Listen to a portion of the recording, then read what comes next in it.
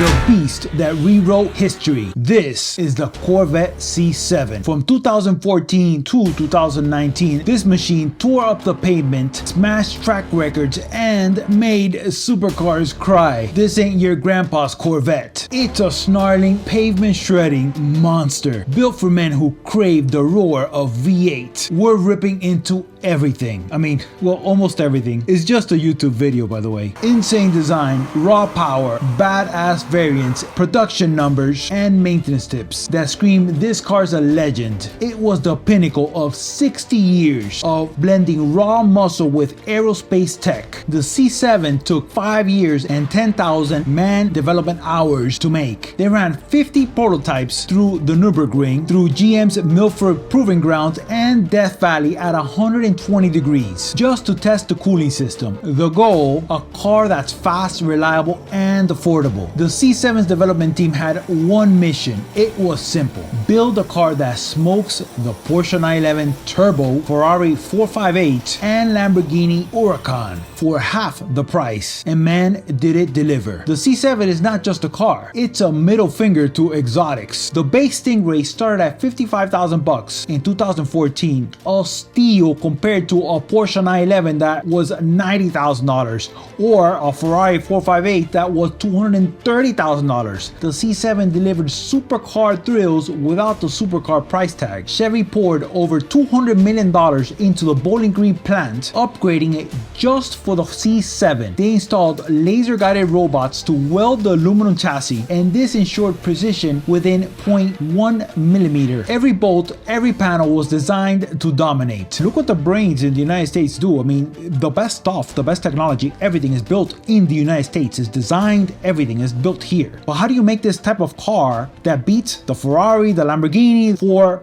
under $60,000? That is a huge engineering feat that was done, and it can only have been done here in the United States. What does this all add up to? The Corvette C7 feels like a fighter jet on the road. The C7's magic is raw power and a real world price. We're not talking here supercar territory, you know, one of these cars that you see on a poster and there's 7 of them made in the entire world. So what are the chances of you having one? Because even if you could buy it, you have to get on a list to buy it. No, none of that with a C7. This car's unbelievable magic is that you can actually put it in your garage, which is the way it should be. Don't forget to subscribe. It helps push this video out to more people, and more people can know how good a Corvette C7 really is. Because you know, there's a lot of people that like to talk on this car. You can forward it to those people first. The Stingray's base aerodynamic produces 100 pounds of downforce at 120 miles per hour, and this is without a wing popping out at 60 miles per hour. The C51 package adds front splitters and rear spoilers, increasing the downforce to 150 pounds, and the Z06's aero package increases downforce by 400 pounds. And of course the Z01's wing, we're talking about 950 pounds of downforce. That's at 220 miles per hour, but who's counting? These cars are glued to the ground, and this makes a massive difference. It's all thanks to the incredible downforce that is very hard to replicate in the aftermarket. The Stingray's 6.2 LT1 V8 pumps out 455 horsepower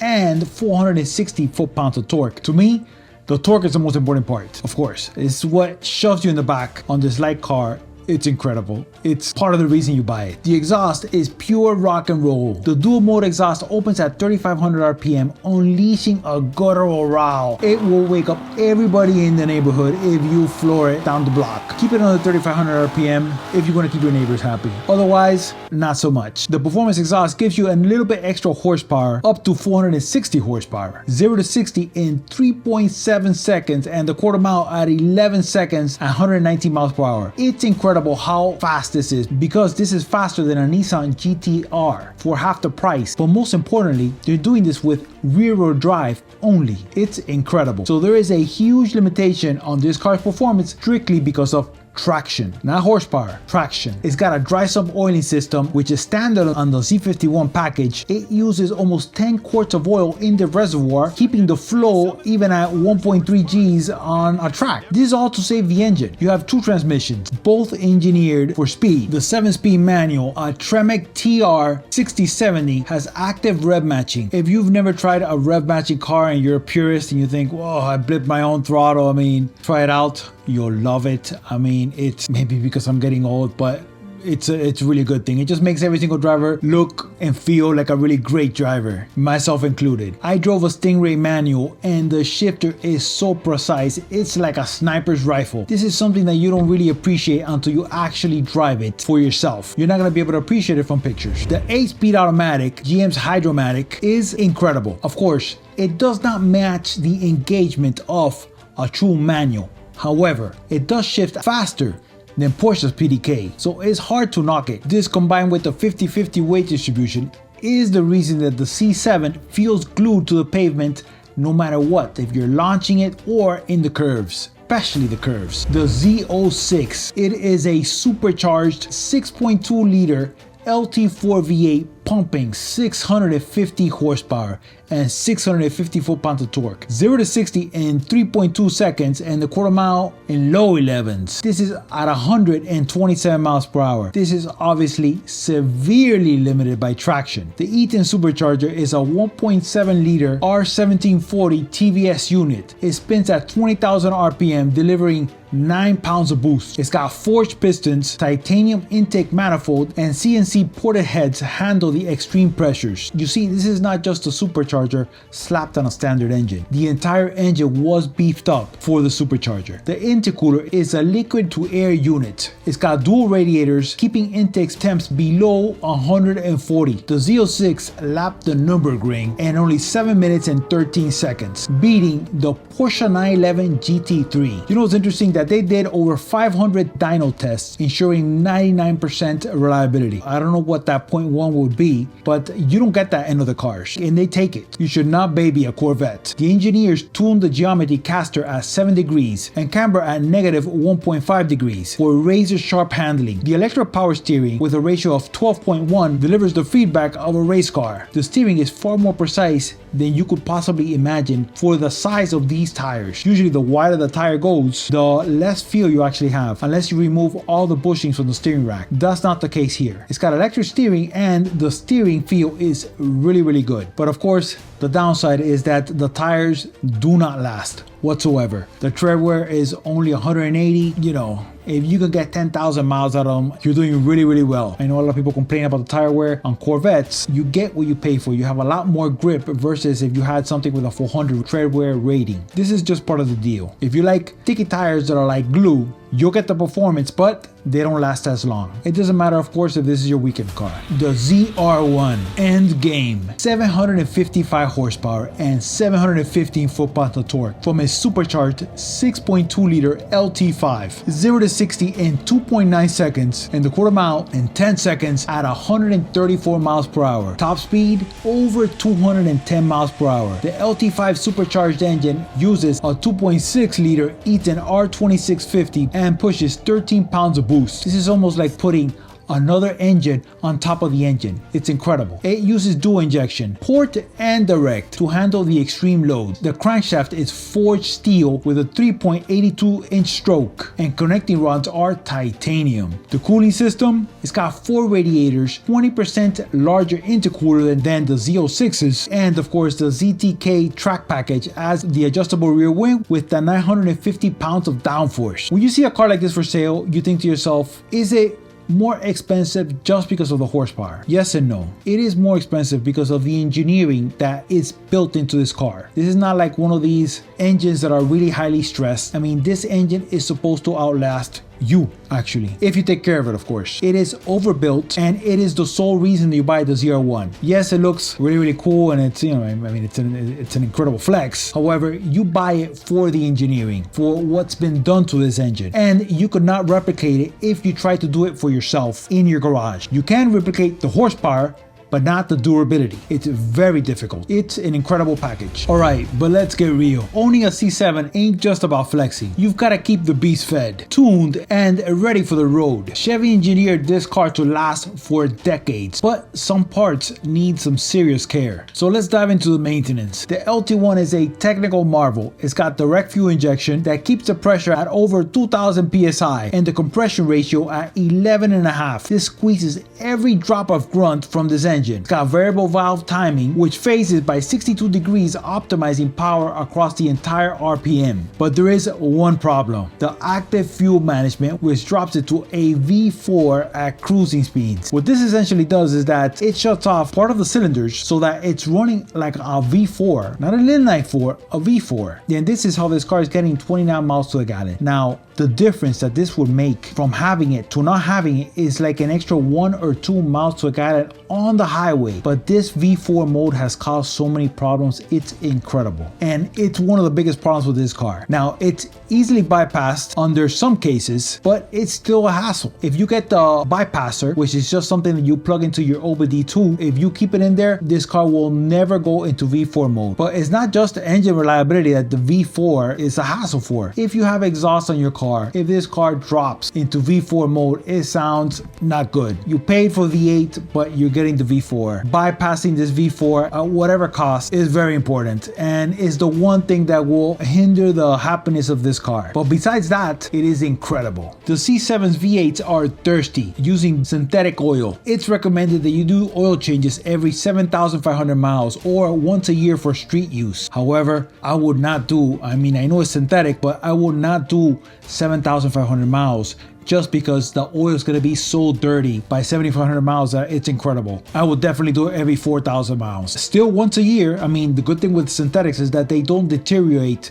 However, 7,500 miles, it's too long. The oil is going to come out very dark, especially if you're daily driving. For track days, the oil changes should be every 500 miles, no exceptions. The dry sump system on the Z51s, Grand Sport, Z06s, and Z01s takes almost 10 quarts of oil. So keep that budget in mind. This is almost 10 quarts of oil of synthetic goodness, so it's not going to be cheap. This being a V8, and it's actually kind of packed inside the engine compartment, you've got to check the coolant every 6 months and flush it out every 2 years or 30,000 miles. Use Dex Cool only. A shop will easily charge you $250 to get it done. You could probably do it for a lot less in your home. However, when you're flushing out the cooling system, a lot of people don't realize that most shops actually have a vacuum to vacuum out the actual coolant as they're putting in the new one. So this means that if you're doing it in your home, you've got to check for air bubbles, because it's very difficult with us how many radiators that these C7s have to track down every single air bubble unless you suck out with a vacuum all the radiator fluid and have it pressurized with no bubbles. Most shops do this. If you have the equipment to do this at your house, great, but most people don't. So it does sound expensive to have a shop do this at $250.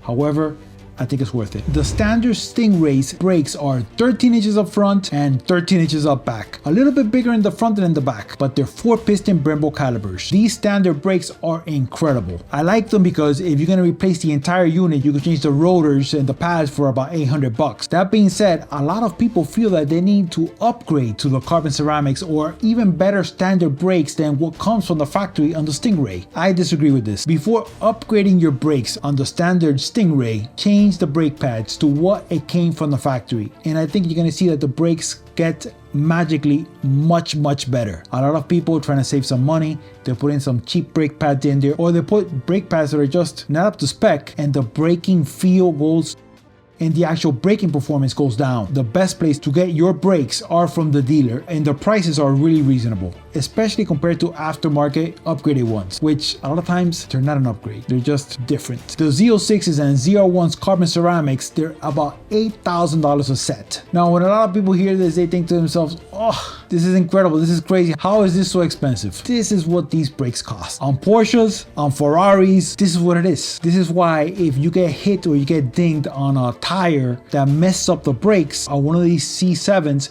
that happens to have carbon ceramics, the insurance company is going to be right there about almost totaling it, because the cost to replace this is very expensive. But they should last the life of the car if you take care of them. And no brake dust. It's incredible. Nobody talks about that. Everybody talks about the performance and how great they are the track, but one of the amazing things is that they have no brake dust. They are kind of noisy though, and that's part of it. Check the pads every 10,000 miles, just in case. And remember that brake squealing is not a defect, it's a feature. Same thing happens with Porsches, They even have like an entire video tutorial that they gave to people. Chevrolet didn't do this, but Porsche did, explaining to customers how the brake squealing and the brake resonance that carbon ceramics make is completely normal. So don't try to fix a problem that there's nothing to fix. The $10 paste that you put in the back is not going to fix it. It can help it a little bit, but it's part of the resonance that the carbon ceramics make. Those are the good ones. Don't complain. Transmission maintenance. The 7-speed uses fluid. You've got to flush that out and change it every 30,000 miles. The cost is about $200 on a shop. Here in Miami, it's closer to 500 to be honest with you. But when you're changing the transmission fluid, check for leaks, especially 2014 to 2015. Those had more leaks from the seals, and if you've got to do that, you've got two options. Either you ignore it or you got to pull the transmission. If you're going to buy any C7, make sure that you check for transmission leaks, because a lot of times, from what I've seen, the entire rear end needs to drop out just for one itty bitty little leak, and it's no fun. At least for me. I know a lot of people actually like working on their own cars in their garage, but you know, after you get to a certain age, everything hurts and it's not so easy. So keep an eye for leaks. Now, it's interesting about flushing transmission fluid. If you speak to a lot of people that actually rebuild transmissions, they say that if the car has 100,000 miles or 150,000 miles and the transmission is shifting perfect and it's never been flushed, they say to actually don't touch it. Leave it as is, because you might actually change the transmission fluid and suddenly you'll get some slippage, which is really odd. There's a lot of YouTube videos about it explaining it a lot better than I can. But if you are regularly changing your transmission fluid from an early age, so since you got the car, it's okay. Keep flushing it and put new fluid in there and keep it perfect. However, cars that have been less well maintained, they have, 100,000 miles, 150,000 miles, sometimes 200,000 miles, and the transmission is shifting perfect, but there's no record of any transmission flushing. In a lot of cases, it's better to leave it as is and enjoy it. It's not going to blow up because the original Dextron HP ATF that is supposed to go in there might not be the best option to put it in there in that particular case. They have other fluids for that. A transmission expert can tell you exactly the details on this, but just keep that in mind. The 8-inch touchscreen can glitch, freeze up, and reboot. Don't get totally frustrated about it. Chevy already knows about this, and there's a software update, and it's most definitely not an over-the-air update. For a system like this, you have to take it back to the dealer, but most of these freezes can easily be remedied. This system runs on Linux, which is really simple, and it's got 4 gigs of RAM, so it's not bad. I mean, it can run CarPlay easily. Just, it was an older system and the software definitely does need updating. Maybe if your car doesn't have the updated software and you're getting some random glitches on even the cluster, check to see if the software update has been done to your infotainment system, because it's all interconnected, every single bit of it. Battery maintenance. The battery is so important on C7s, even more than I would say even more than every single other Corvette that came before it. Everything in this car is got a sensor, it's electronically operated. I mean, it's incredible how many sensors are in this car. If you leave the car parked for an extended amount of time, so that means weekend to weekend, I'm talking about just 5 days parked there, the battery voltage is gonna go down. What does this mean? That when you turn it on, all the little resistors and modules inside might not fully fire up if the battery is not 100%, and you'll get check engine light. There'll be phantom problems, you get phantom codes. If you have any of these issues, put a brand new battery in there, and that's not enough. Keep a battery tender on there, because otherwise you're fishing for trouble. Now, this car originally came with 800 cranking amps. I like to have over 1,000 cranking amps. It's not gonna hurt the car. It's just extra capacity just in case. So if you can find a battery with, at a good deal of course, with 1,000 cranking amps, that's the sweet spot. But minimum 800 cranking amps, because you'll have a dealer put in there, the guy who's new there, put in there a brand new battery, it's got 700 cranking amps, and you think it's brand new, it's perfect, then you start having issues. That's what it is. The battery and the battery voltage in this car is super important. The drain naturally happens on this car if it's parked. You're gonna have a drain on this car regardless. When you turn off a car, just like your phone, it's never fully off and it's always draining a little bit. So you need to have a trickle charger on it. It's part of the deal. If you don't live at a place where you can have a trickle charger on it and you keep the car parked outside, go outside and turn it on every 2 or 3 days to avoid all problems. Now you can't skip, 2 weeks, then you're really fishing for trouble. But every 2 or 3 days, go outside, turn it on, let it warm up and turn it back off, especially if it's your toy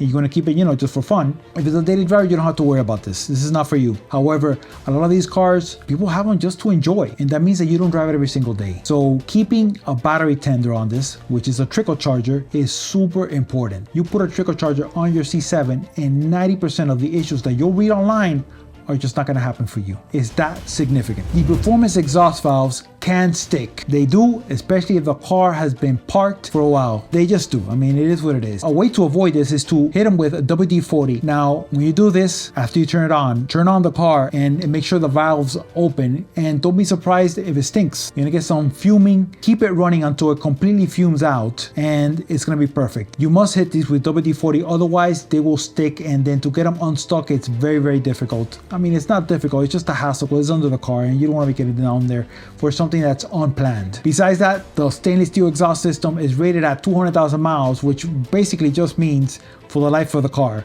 They don't really test anything over that. Stainless steel should last forever, except for the valves. The valves are a little bit higher maintenance, but they're extra cool. There were about 90,000 Stingrays made. It was the volume seller that brought supercar performance to everybody. The Grand Sport followed with 18,000 units. It was the corner carving favorite. The Z06 cranked out about 28,000 units. And the supercharged monster that dominated the tracks, the ZR1, the king, about 3,337 units. When looking to buy one of these cars, the production numbers are very important, especially for resale. The rarer the car is, the higher the likelihood of maintaining its value. The ZR1 is going to maintain its value, forgetting about the performance for a second, more than the standard Stingray. But don't focus on that because these cars are for fun. Even though a lot of people like to flip them and make money off them, especially the more rare models, the very basic C7 is incredible. It's an incredible car just to have and enjoy daily. A lot of the issues of earlier Corvettes are not in this car. It is the last front-engined, rear-wheel drive Corvette. The C7 proved America could build a supercar killer without breaking the bank. Its engineering, aluminum chassis, supercharged V8s, and active aero set a new standard. It's raw, loud, unapologetic, just like us gearheads. The C7 influenced the C8, the mid-engine design building on its tech, and owners still rev about it. It's a car that feels timeless even today. Should you get one? Absolutely.